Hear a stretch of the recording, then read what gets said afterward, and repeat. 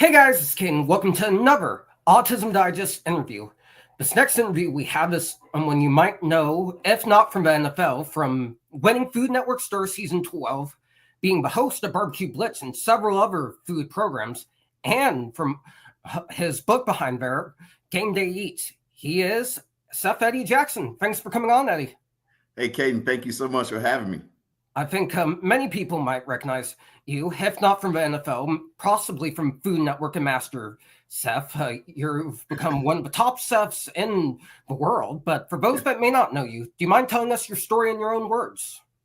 Yeah, I grew up I was born in Georgia, grew up in Dallas, Texas. I went to the University of Arkansas to play football and run track, but I cooked my whole life. I come from a family of chefs. And so once I retired from the NFL, I had a moment to myself where like, what else do I love to do? I just finished doing something that I strive to do my whole life. And so I transitioned to become a chef, catering and doing all these different things that led me to Food Network Star. And I ended up winning Food Network Star. I think it was 2015, 2014. And I've been a part of the Food Network family ever since. Yeah, that's amazing.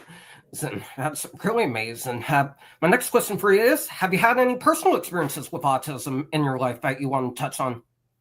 So with me, I used to volunteer at the YMCA, and so I was a mentor to a lot of young kids, and that's when I kind of gravitated towards working with kids that had autism. They just bring me so much joy, and it's so honest, and I just love putting a smile on their face, and that's when I really kind of fell in love and working with the autism organizations.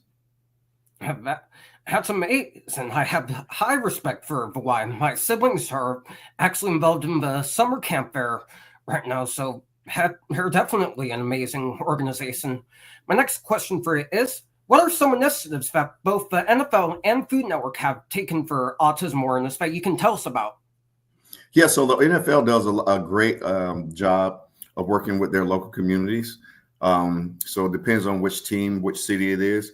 They have a great outreach program that work with autism awareness in that specific city. And also with the Food Network, autism awareness, they do the galas that's all over the country. And so a lot of chefs from Food Network donate their time, donate their food to help raise money for autism awareness. And so it's just ironic that those two things that I've been a part of in my life, they do a great job of working with their local communities in reference to autism awareness.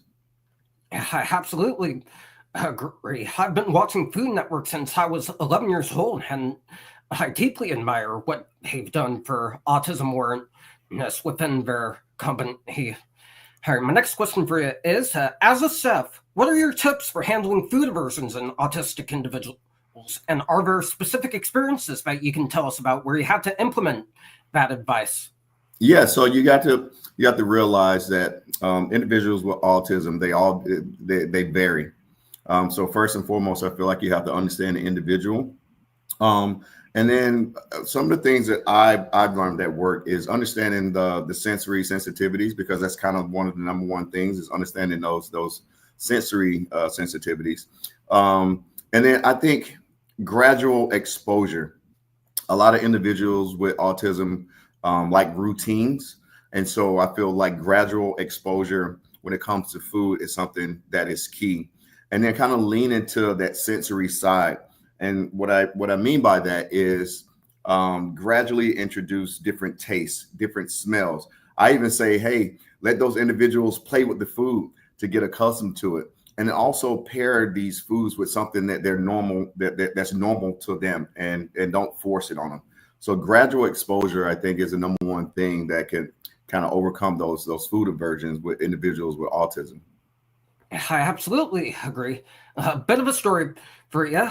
My food aversion specifically is peanut butter and any nut product, which is weird for me because I've eaten a lot of weird foods over the years, starting from animal organ.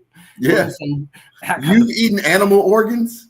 Yeah, I have. There's an Indian market in New York that I like to go to that sells that stuff.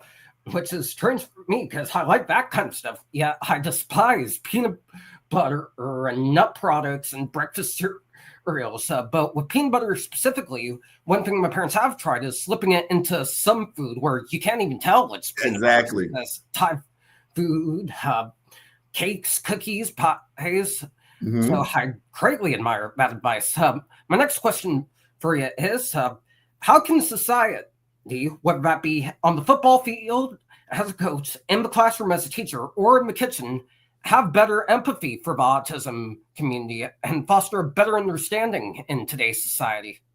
I think without a doubt, the number one thing that any individual can do is educate themselves, right? Educate yourselves. A lot of times when people don't like something or they see someone with autism a certain way is because they're not educated. So I think the number one thing that anyone can do, any type of organization, is to educate themselves. Someone with autism is no different from me and you. They just think differently. And that's all it is. So educate yourself is definitely the advice that I would tell you. I absolutely agree. And my last question for you is, what does the future hold for you? Or do you have anything specifically that you want to promote? So with me, I'm just still going on with Food Network. Also, I'm an entrepreneur, so I own several other businesses as well. I'm still a chef. I cook every day. I'm really big into fitness, so I'm coming out with a supplement line that's going to be a wellness shot that you can take every day. That's going to give you the energy and all the things that you need to get your day going. So I'm really excited about that. Something I've been working on for a few years now. So I'm excited to bring it to the masses. That'll be coming out this year as well. But still doing my shows, still cooking every day, raising my 2 kids, staying busy, and I'm living life. Amen to that. Anyways, that's going to do it for this interview. Thank you so much to Eddie for coming on and sharing his perspectives.